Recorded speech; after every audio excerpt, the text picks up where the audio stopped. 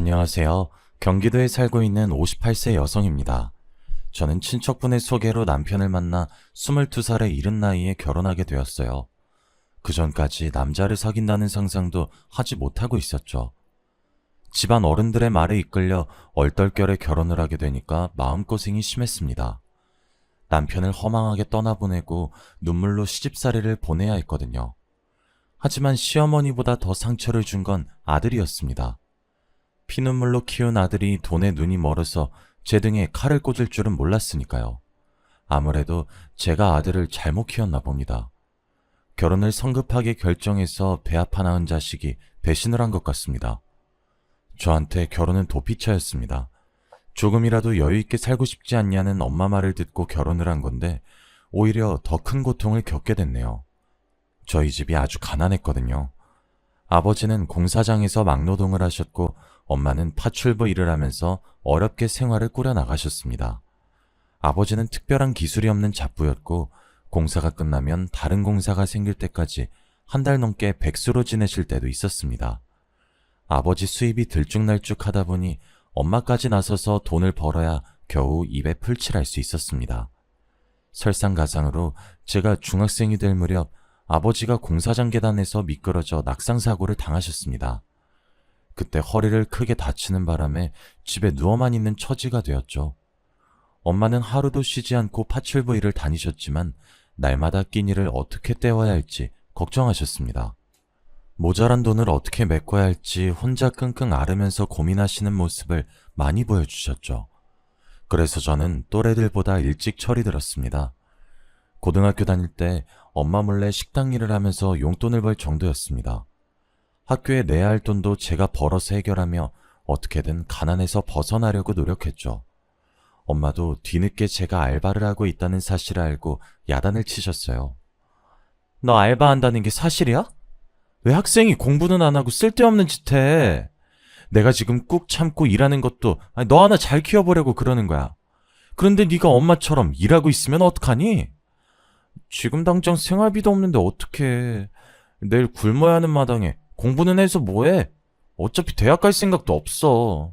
지금부터 돈 벌어서 엄마 돕고 싶단 말이야. 그냥 아무 걱정하지 말고 공부만 하라니까 왜. 엄마는 아무 걱정하지 말고 공부만 하라고 하시면서 울컥하시더라고요. 제가 벌지 않으면 대책이 없다는 걸 알고 계셨던 거죠. 결국 엄마도 한참을 우시더니 같이 이겨내자고 하셨습니다. 미안하다 미정아. 엄마가 파출부 일을 늘려볼게. 잠깐만 도와주라. 다음 달부터는 돈 걱정 없이 공부만 하게 해줄게. 당연히 저는 엄마 말을 믿지 않았죠. 제가 일하는 게 더 낫지 어떻게 엄마가 일을 더 늘리겠어요. 게다가 공부하더라도 소용없다는 생각이 들었어요. 아버지 약값으로 한 달에 수십만 원이 들어가는 마당에 제게 대학은 사치였거든요. 일자리를 늘려 몸이 더 안 좋아지셔서 그런지 엄마는 금세 몸살이 나고 마셨죠. 엄마가 처음으로 휴가를 내고 집에 누워서는 시름시름 앓더니 눈물을 흘리셨어요. 그래서 제가 엄마 눈물을 닦아주면서 위로해 주었습니다. 엄마, 왜 울어? 힘들어서 그래? 나도 일하고 있잖아. 무리하지 말고 하던 일만 하자. 어떻게 너한테 일을 시켜? 엄마가 어떻게든 돈 벌어보려고 했는데 학생이 공부를 해야 하는데. 엄마가 끝내 말을 잇지 못하셨어요. 그 뒤로 저보고 일을 그만두라고 말하지 못하고 술만 취하면 미안하다고 하셨죠. 하지만 제가 일을 한 뒤로 생활비 걱정이 조금 덜어져서 오히려 살만했어요. 3개월, 6개월, 1년이 지나니 일도 쉬워져서 오히려 학교 공부보다 식당 일이 좋아졌는데요. 사장님도 절 좋게 봐주셨는지 저한테 졸업 후에 뭘 할 거냐고 물으시더라고요. 미정아, 몇 개월 뒤면 졸업하겠네. 식당 그만두고 취직할 거지? 일단 서울에 있는 회사에 이력서 넣어보려고 하는데 잘 될진 모르겠어요. 자격증도 따서 크든 작든 회사에 취업이 되면 서울로 갈 생각이에요. 네가 일도 잘하고 야무져서 계속 옆에 두고 싶은데 이제 성인인데 식당에서 알바만 하면 되겠니? 일단 취업 때까지만 일해주라. 요즘 일 잘하는 직원 구하기가 하늘의 별 따기야. 네, 당연하죠. 곧 그만둔다고 일 대충 하는 일은 없을 거예요. 아유, 말하는 게 넌 요즘 애들 같지 않다니까. 어른이야, 어른. 제가 일했던 사장님은 저를 딸처럼 생각하면서 아주 잘 대해주셨어요.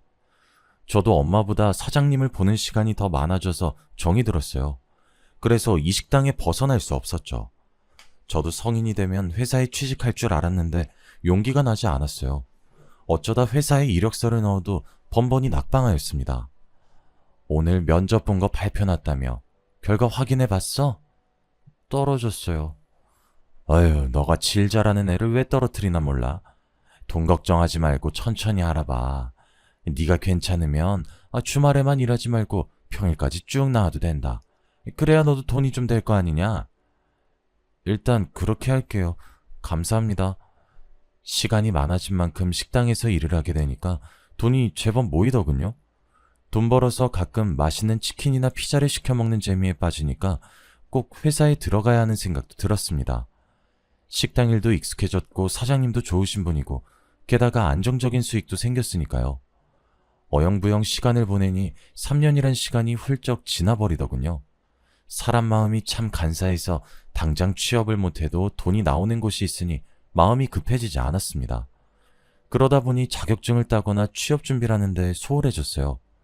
일만 하면서 지내는 사이에 22살이 되었고 그때 제가 좋다는 남자가 나타났어요. 저희 식당에 자주 들리는 단골 손님이었는데 일주일에 서너 번씩 만나다 보니 자연스럽게 친해졌습니다. 단골 손님에게 오빠라고 부르긴 했지만 이성적인 관심이 있는 것도 아니었습니다. 하지만 단골 손님은 저만 보면 해발쭉 웃으면서 저만 쳐다보고 있더라고요. 정상이 아닌 것 같기도 했고 무서워져서 없는 사람인 척 무시했습니다. 그런데 저에게 결혼하잔 말을 꺼내더군요. 미정아, 우리 결혼하자. 내가 뭘 해서라도 꼭 행복하게 해줄게.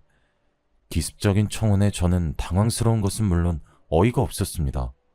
오빠라고 부르며 친한 척 군 게 화근이었죠. 사장님이 단골 손님한테 오빠라고 부르길래 저도 따라한 것이었습니다. 사심없이 자주 와줬으면 해서 친한 척 한 건데 괜한 짓을 했네요. 이제 와서 후회하면 뭐하나요? 요즘 세상이 흉흉해서 괜히 짜증냈다가 큰 코 다칠 수 있어서 단골 손님을 잘 타이르려고 했습니다. 아니 오빠 왜 그래? 이게 무슨 황당한 소리야. 사귀자는 것도 아니고 결혼부터 하자고 들이대는 게 말이 돼? 우리 만난 지 2년 넘었잖아. 그 정도면 충분한 거 아니야? 뭐?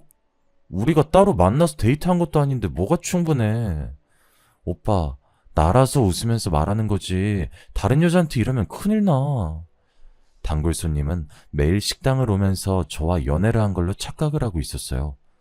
조금 무서운 느낌이 들어서 얼른 이 단골 손님을 떨쳐내려고 했죠. 오빠, 진짜 미안한데 난 아직 결혼 같은 거 생각 없어. 그러니까 앞으로 이러지 않았으면 좋겠어.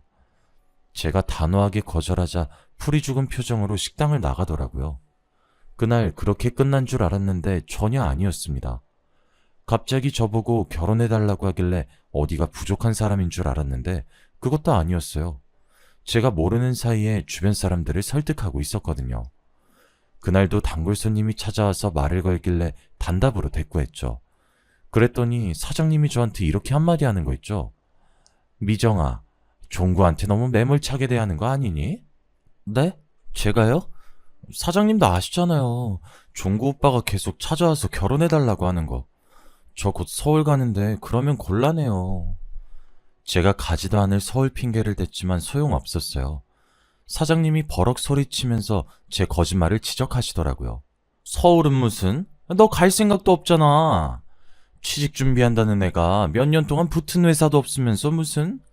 네? 지금 취직 준비하고 있어요. 조금만 더 하면 되는데. 종구가 인물도 저만 하면 괜찮은 편이고 성실하고 착하잖아. 게다가 집에 돈도 많다더라. 사장님이 귓속말로 식당 앞에 있는 건물이 종구네 거라고 하시면서 몇 번만 만나보라고 부추겼어요. 어느 날은 집에 갔더니 엄마가 저를 부르더니 사장님한테 그 오빠에 대해 들었다고 하시더라고요. 너 좋다고 쫓아다니는 남자가 있다며? 사장님한테 들었어? 그 사람 때문에 미치겠어. 완전 스토커 같다니까? 남자들이 원래 그러잖아. 너 좋아서 적극적으로 대시한 건데 스토커라고 하면 안 되지. 엄마가 그 사람이 하는지 못 봐서 그래. 그 사람 말도 꺼내지 마. 그래도 식당 앞에 건물 가지고 있다면서? 그런 사람이면 한 번쯤은 만나봐도 되겠다 싶어서 물어본 거야. 엄마, 내가 무슨 연애야. 돈 벌 시간도 부족하구만. 그래, 네가 그렇다니까 어쩔 수 없지만. 엄마가 결혼하라는 것도 아니고 한번 만나보라고 얘기해본 거였어. 저는 그 뒤로 대꾸도 하지 않았지만 엄마는 내심 아쉬운 모양이었죠. 틈만 나면 종구 오빠 이야기를 꺼냈어요. 종구 오빠한테 직접 들은 건 아니었지만 오빠에 대한 소문을 들으니 마음이 흔들리더라고요. 동네 식당 앞 허름한 건물주에서 강남에 집 한 채가 더 있다는 소문까지 듣게 됐으니까요. 사귈 마음도 없는데 당사자한테 직접 물어보기도 좀 그래서 그냥 그런 소문이 있구나 생각만 하고 있었어요. 그런데 5개월 뒤에 뜻밖의 일이 터지고 말았어요. 20년 넘게 고된 일을 해오던 엄마의 몸에 이상이 생겼습니다. 파출부 일을 하느라 엄마 허리가 안 좋아졌는데 최근에 허리가 끊어질 듯이 아파서 걷는 것도 힘들다고 하셨거든요. 얼른 엄마를 데리고 병원에 가보니 추간판 탈출이라는 진단을 받게 되었죠. 의사는 당장 수술을 준비하자고 했지만 500만 원 되는 수술비가 문제였어요. 제가 일단 엄마를 입원시켜놓고 식당 사장님부터 찾아갔습니다. 일하고 있는 사장님을 붙들고 돈 좀 빌려줄 수 있냐고 사정하고 있는데 그때 기다렸다는 듯이 오빠가 나서더라고요. 미정아, 얼마가 필요한데 그래? 내가 해결해줄게. 500만 원이면 돼. 내가 3달 안에, 아니, 4달 안엔 꼭 갚을게, 오빠. 안 갚아도 돼. 부모님 수술비 때문에 그런 건데 내가 그걸 어떻게 받아? 오빠가 어떻게 알았어? 오늘 네가 일하는 날인데 사장님 계시길래 물어봤어. 어머님 많이 아파서 급하게 일을 뺐다며? 계좌 불러. 지금 보내줄게. 계좌번호를 불러주니까 오빠가 진짜로 500만 원을 보내주었습니다. 아버지도 제게 이런 적이 없었는데 정말 감동이었죠. 금전적으로 이렇게 흔쾌히 도와주는 사람이 없어서 귀찮게만 느껴졌던 종구 오빠가 다르게 보였습니다. 사장님도 제 눈빛이 변하는 걸 봤는지 갑자기 제 옆구리를 찌르면서 귓속말을 하더군요. 거봐, 내가 저런 놈 없다고 했지? 한 번은 만나볼만 하다니까. 괜히 고집 피우기는. 제가 헛기침을 하면서 모르는 척 대꾸도 안 하니까 사장님이 얼른 병원으로 가라고 했습니다. 오빠도 걱정된다면서 절 따라오겠다고 해서 엄마가 있는 곳으로 얼른 급하게 택시를 잡아탔습니다. 병원으로 가는 내내 오빠는 걱정하지 말라고 제 손을 꼭 잡아주면서 진심으로 다독여주더라고요. 어머님은 너무 걱정하지 마. 수술만 받으면 금방 좋아지실 거야. 오빠가 다정하게 위로해주는데 눈물이 다 나오더군요. 가족처럼 걱정해준다는 게 이런 거구나 싶었습니다. 오빠 덕분에 병원에 도착하자마자 바로 수술비를 낼 수 있었고 빠른 시일 안에 수술도 받을 수 있었습니다. 엄마의 수술 날짜를 기다리고 엄마가 수술 받는 동안 오빠가 옆에 있어주니까 오빠를 진지하게 만나보고 싶다는 생각이 들었습니다. 어차피 이제 취업은 거의 포기한 상태였고 식당에서 평생 일해봐야 이 가난에서 못 벗어날 것 같았거든요. 또 어차피 할 결혼이라면 종구 오빠 같은 사람과 하고 싶었습니다. 그래서 오빠와 8개월 정도 만났다가 정말로 시집까지 가게 되었죠. 그런데 막상 결혼식을 올려보니 오빠가 건물주란 소문은 사실이 아니었습니다. 시댁은 저희 집보단 형편이 나았지만 그렇다고 넉넉하진 않더라고요. 시아버지는 10년 전에 세상을 떠나셨고 시어머니는 남편의 뒷바라지를 위해서 시장에서 채소와 과일을 파는 노점상을 하셨어요. 학교를 마친 남편은 공장에 들어가서 일을 했고 5년 뒤에 작업반장이 되었죠. 남편은 시어머니에게 나이도 드셨으니 노점상을 그만두라고 말렸지만 시어머니는 듣지 않으셨습니다. 사지육신 멀쩡한데 집에서 놀면 뭐하냐? 사람은 움직일 수 있을 때 움직여야 돼. 시어머니는 평생 일만 하면서 부지런히 살아오셔서 그런지 제가 집안일만 하는 꼴을 못 보셨어요. 제게 시장에 나와서 노점상 일을 도우라고 하셨죠. 결혼 전엔 식당만 일만 해봤다며? 시집 온다고 그만뒀단 말은 들었다. 집에서 놀 생각하지 말고 나 따라와서 장사일부터 배워봐라. 그때부터 시어머니 밑에서 노점 일을 하게 되었어요. 시어머니는 늘 제게 엄격하셨고 아주 혹독한 시집살이를 시키셨어요.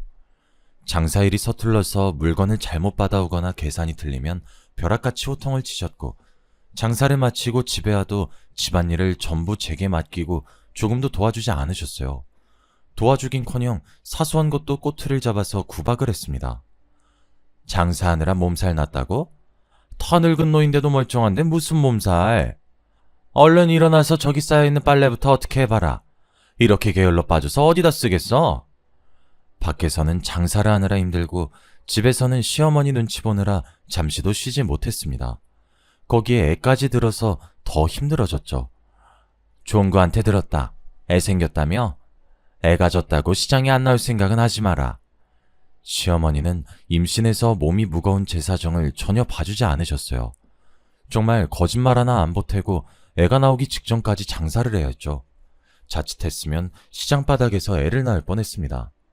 과일을 팔다가 진통이 와서 소리소리를 질렀어요. 시어머니께서 절 부축해주지도 못해서 조금만 참아보라고 난리를 피우길래 옆가게 아저씨 이름만 목이 터져라 불렀습니다. 정말 떡가게집 아저씨가 아니었으면 병원에 가지 못했을 거예요. 정신을 차려보니 간호사가 제품에 아들을 안겨주더군요. 시어머니께서는 첫째가 아들이라고 좋아하셨습니다. 저를 대하는 태도가 조금은 달라지셔서 다행이었죠. 애 낳느라 고생했다. 몇 달은 집에서 쉬면서 애를 돌보거라. 장사는 내가 알아서 하마. 네? 정말 집에서 쉬어도 되나요? 그래, 나 혼자 장사하기 힘드니까 얼른 몸 추스를 생각부터 해라. 시어머니는 처음으로 집에서 쉬게 해주었습니다. 뜻밖의 말에 눈물이 나올 정도로 고마웠지만 시어머니는 다른 속셈이 있었습니다. 아들이 100일을 넘기고 저도 체력이 회복되자 시어머니께서 장사를 제게 맡기고 싶다고 하시더군요. 나도 나이가 드니 노점 일이 지친다. 애는 내가 봐줄 테니 노점은 이제부터 네가 알아서 해라. 나도 며느리 덕 좀 보자. 네? 어머님, 저 아직도 산후통이 있어서 손발 시리고 어깨도 아파요. 무거운 것도 못 들 것 같은데 제가 어떻게 혼자서 노점을 보겠어요? 나는 뭐 안 아픈 줄 아니? 너만 해놨어? 나도 우리 종구 나와서 몸 많이 망가졌다.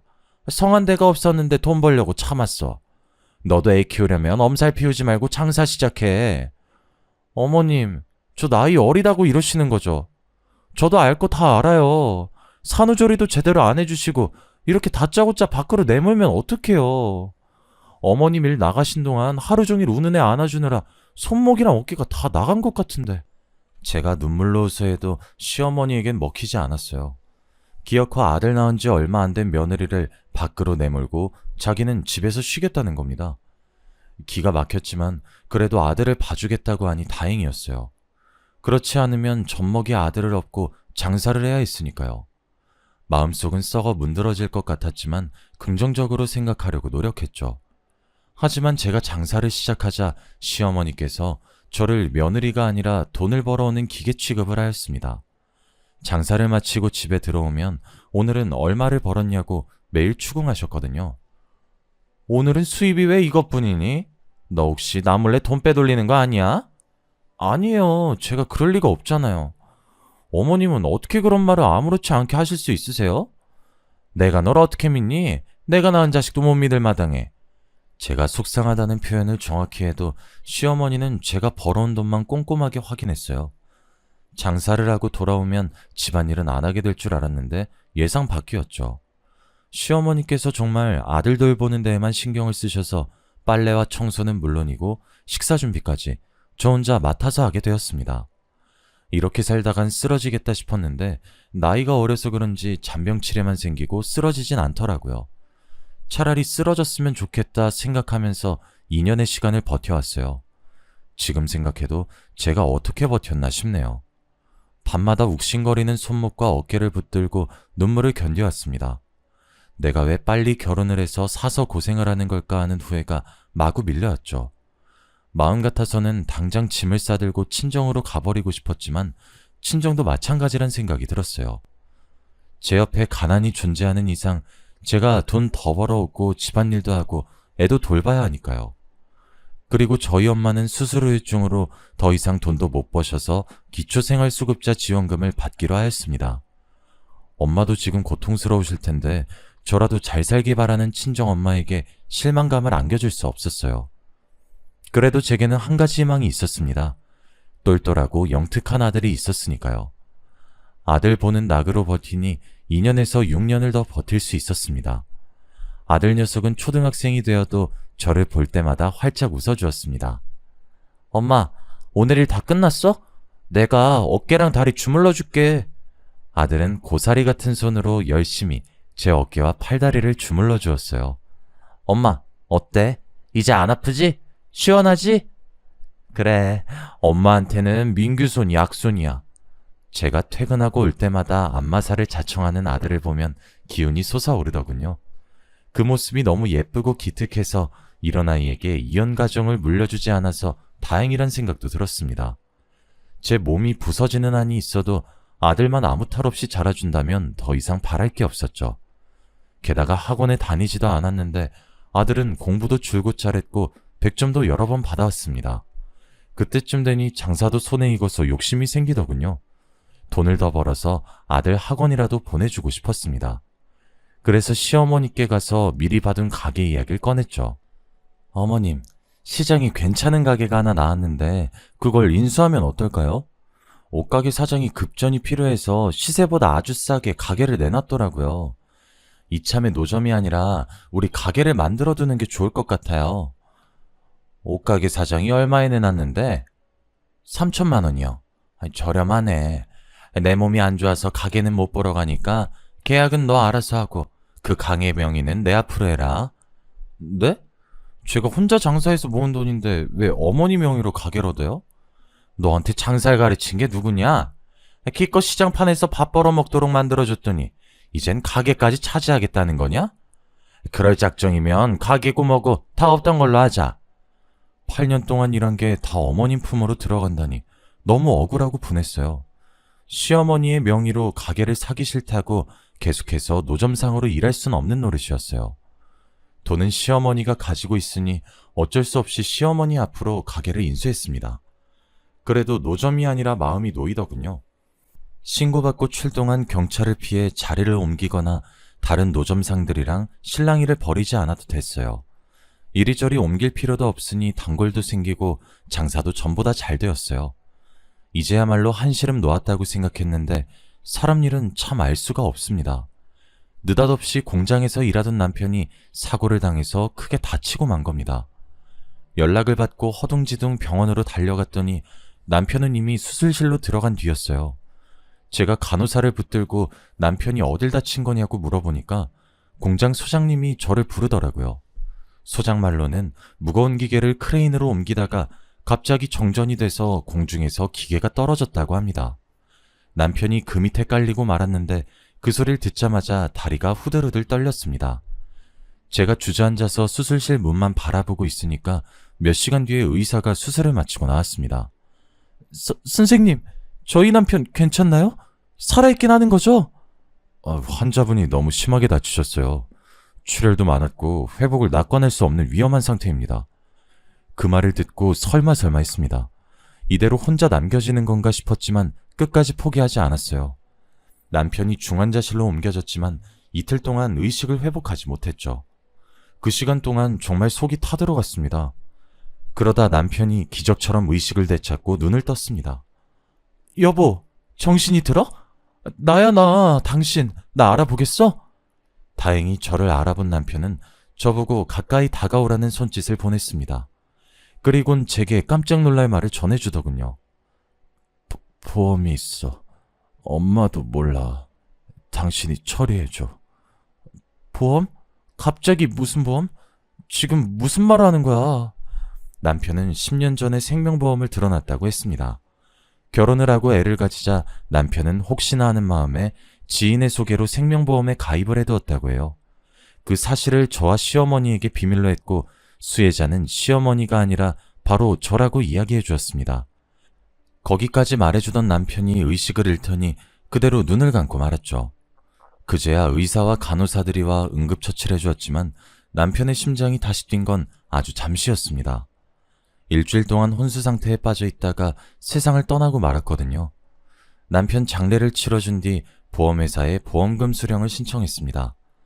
남편이 든 보험은 다른 보장은 전혀 없고 사망보상만 되는 거라서 3억이란 거액을 받게 되었어요. 하지만 시어머니가 보험금을 탄 사실을 모를 리가 없었죠. 장례를 치르다 어디서 보험 이야기를 듣고 왔는지 제게 남편의 사망보험금을 내놓으라고 다그쳤어요. 너 보험금 3억이나 탔다며? 이런 고약한 년을 봤나? 우리 아들 목숨값을 가로채려고 들어? 당장 내놔? 절대 안 돼요.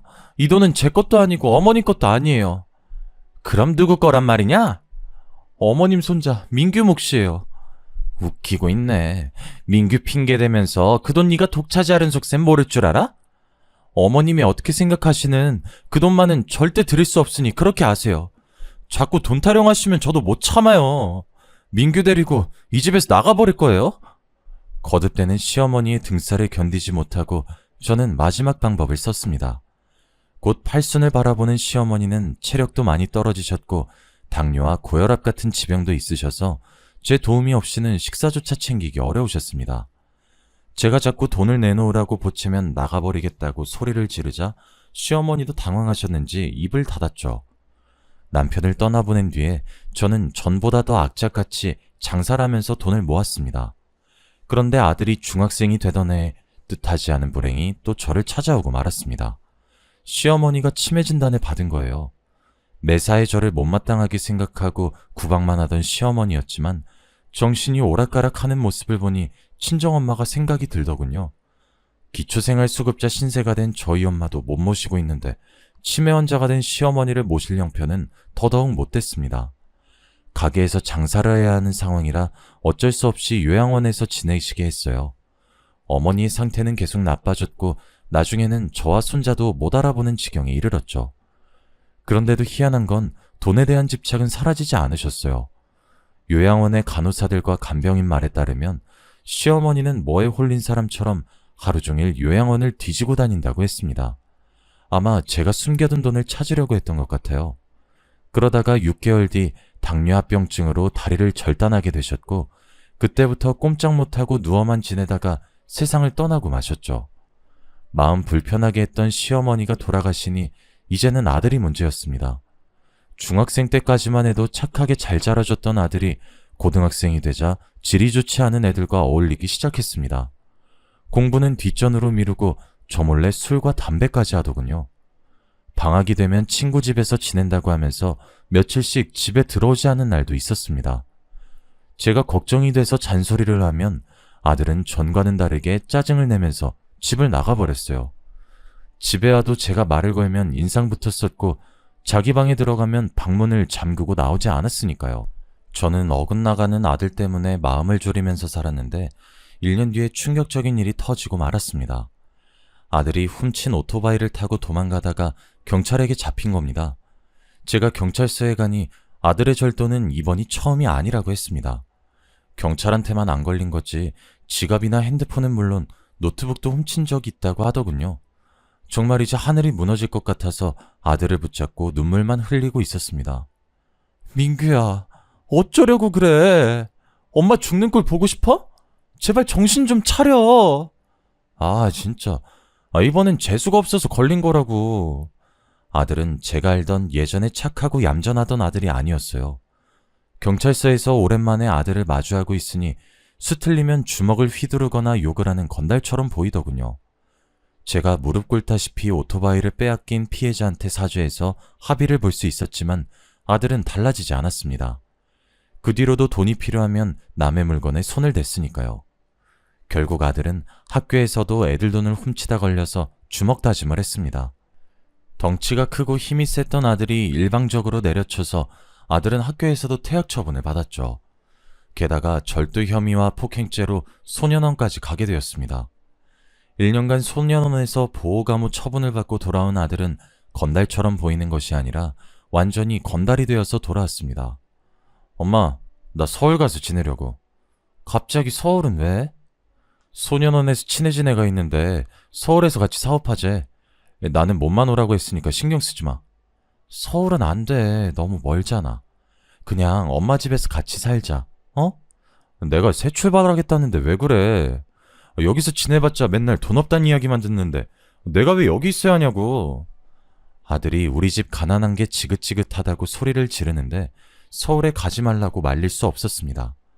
그래서 가서 사고만 치지 말라고 당부하고 보내주었죠. 서울로 간 아들은 한 달이나 두 달에 한 번씩 돈이 떨어지면 저를 찾아와서 손을 벌렸습니다.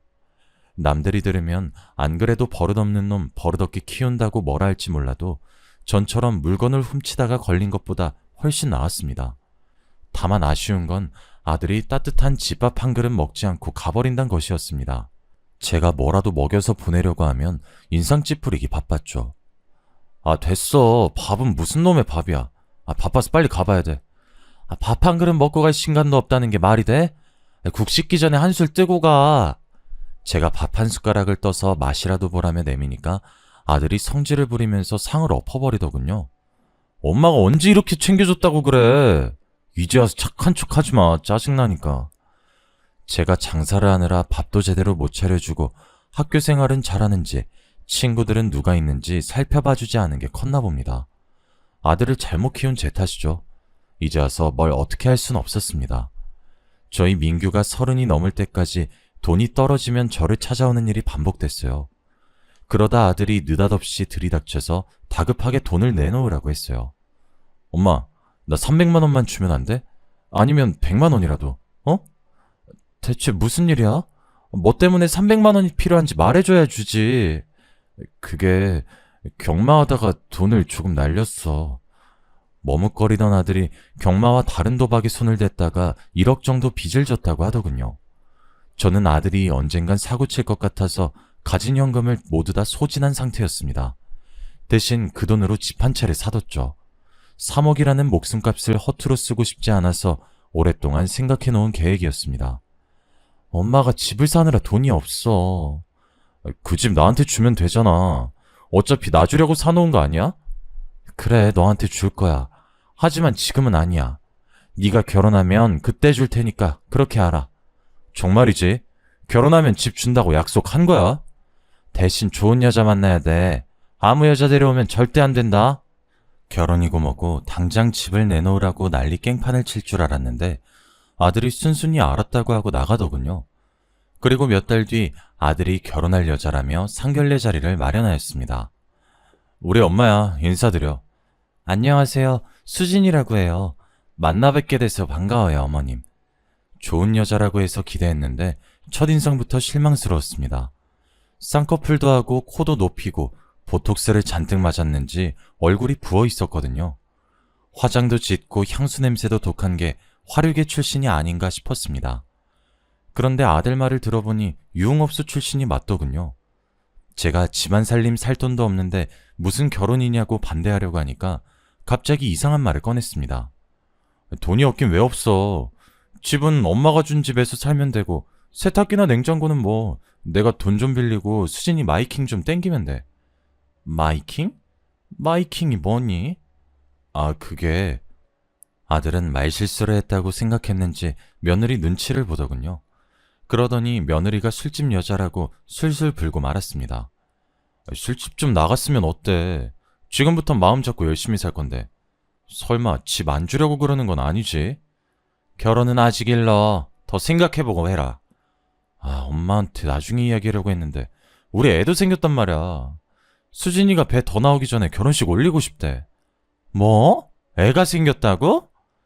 제가 놀라든 말든 아들의 관심사는 오로지 집밖에 없었어요. 제가 명의를 넘겨주면 당장 팔아먹을 게 분명했죠. 그래서 정신을 똑바로 차리고 아들에게 단호한 모습을 보여주었습니다. 서두르지 마라. 오래 비어둔 집이라 손볼 데가 많아. 집이 수리될 동안 당분간은 내 집에서 같이 지내자. 사람은 일단 같이 살아봐야 해. 결혼식도 혼인신고도 아직 올리지 말고 3개월만 같이 살아보게. 집 줄 생각은 안 하고 시모가 같이 살자고 하니 당연히 며느리 입이 삐죽거렸죠. 워낙 못 배운 아이 같아서 싫다고 집부터 달라고 소리를 지를 줄 알았는데 다행히 저보고 같이 살자고 했습니다. 그렇게 며느리와 같이 산 지 한 달 정도 지났을까요? 밤에 화장실을 다녀오려고 일어났다가 아들이랑 며느리 방에서 도란도란 말소리가 들려왔습니다. 내가 알아봤는데 엄마가 사놓은 집 말이야. 지금 집값 뛰어서 최소 5억은 나간대. 어머, 대박이네? 그럼 자기야, 나한테 절반 주기로 한 약속 지켜야 돼. 만약에 딴소리 하면 나 경찰에 신고해버릴 거야. 뭐? 이게 미쳤나? 나를 뭘로 신고하겠다는 거야? 혼인빙자 사기죄라고 드러나 봤어? 네가 또 사기치고 도망갈까봐 나도 알아봤다고. 너 또 가게 삼촌한테 이상한 말 듣고 이러는 거지? 너한텐 절대 거짓말 안 하니까 조금만 기다려. 할망구 죽고 나면 이 집도 내 거니까. 도대체 언제 죽는데? 나한테는 여기저기 안 아픈 데가 없다며. 너무 팔팔한 거 아니야? 조금 기다리라니까. 그동안 싫어하는 티 좀 내지 말고 얌전히 있어. 안 그럼 돈이고 뭐고 아무것도 안 줄 테니까. 숨을 죽이고 둘이 하는 말을 들어보니 아들은 집안에 돈이 많아 놀고 있다며 며느리에게 제가 가진 재산의 절반을 주겠다고 꼬신 거였어요. 두 년 놈은 집 한 채로 만족하지 못하고 제가 죽으면 가게와 제 집까지 가져갈 꿈에 부풀었나 봅니다. 제가 빨리 죽기를 학수고대하고 있었단 생각에 가슴이 찢어질 것 같았죠. 조용히 방 안으로 돌아와 뜬 눈으로 밤을 지새웠습니다. 저는 한숨도 자지 못하고 아들과 며느리를 어떻게 해야 하나 고민했습니다. 그래서 해가 뜨자마자 아들에게 집수리가 끝났으니 신혼집으로 가라고 이야기해 두었습니다. 그대로 가게로 출근하고 돌아오니 아들은 보이지 않고 며느리가 누군가와 전화를 하고 있더군요. 응, 오빠. 이제 작업 거의 다 끝났어. 2억 5천은 땡길 수 있을 거야. 물론이지. 그 자식은 나를 마누라로 생각하고 있는데 웃겨 죽겠어. 사실 임신도 안 했고 혼인신고도 안 했거든. 집 팔아서 돈만 챙기면 야반도주 할 거야. 얼른 돈만 챙기고 오빠 보러 가고 싶다. 며느리가 아들과 작정하고 저를 속인 것도 모자라 숨겨둔 내연남까지 있었던 겁니다. 그 전화통화를 듣는 순간 그동안 참아왔던 게 터져서 며느리에게 달려들고 말았습니다. 머리채를 잡아채면서 할 수 있는 온갖 욕은 다 했죠. 뭐? 돈만 챙기고 야반도주 할 거라고? 어디서 근본도 없는 술집년이 나를 속여? 이거 나요! 경찰에 신고할 거야? 폭행죄로 신고할 거라고! 그래, 신고해라. 너 사기친 거랑 내 폭행죄랑 누가 더 형 오래 사나 보자. 같이 깜빵 가보자고. 제가 진짜로 경찰에 신고할 기세로 핸드폰을 챙겨드니까 며느리가 조용히 사라질 테니 없던 일로 하자고 하더군요. 어림도 없는 소리였습니다. 그대로 경찰에 전화해 며느리가 사기 결혼을 했다고 신고했죠. 하지만 며느리가 돈을 챙겨들고 튄 것도 아니고 금전적인 이득을 취하기 전에 신고한 거라 제대로 된 복수도 하지 못했습니다. 하지만 아들이 배운 것도 없는 여자에게 벗어났다는 것만으로 천만다행이라고 생각합니다. 저보고 죄송하다고 효자가 되겠다고 하진 않았지만 돈만 밝히고 저를 속이려고 든 게 후회가 되긴 했나 봅니다. 제 옆에 붙어 살면서 배달 일을 시작하더니 더 이상 사고는 치지 않네요. 이렇게 사연을 적어보니 믿을 수 없는 일의 연속이었습니다. 저에게 좋은 집안, 좋은 남편, 좋은 아들도 없었지만 이렇게까지 버티게 해준 건 가난해서 생긴 악착 같음인 것 같습니다. 바쁘게 살아오다 보니 제 한탄을 말할 사람도 없어 사연 보내봤는데 어떤 반응일지 궁금하네요. 물론 저보다 더 힘든 사람들이 많겠지만 위로의 한 말씀 부탁드립니다.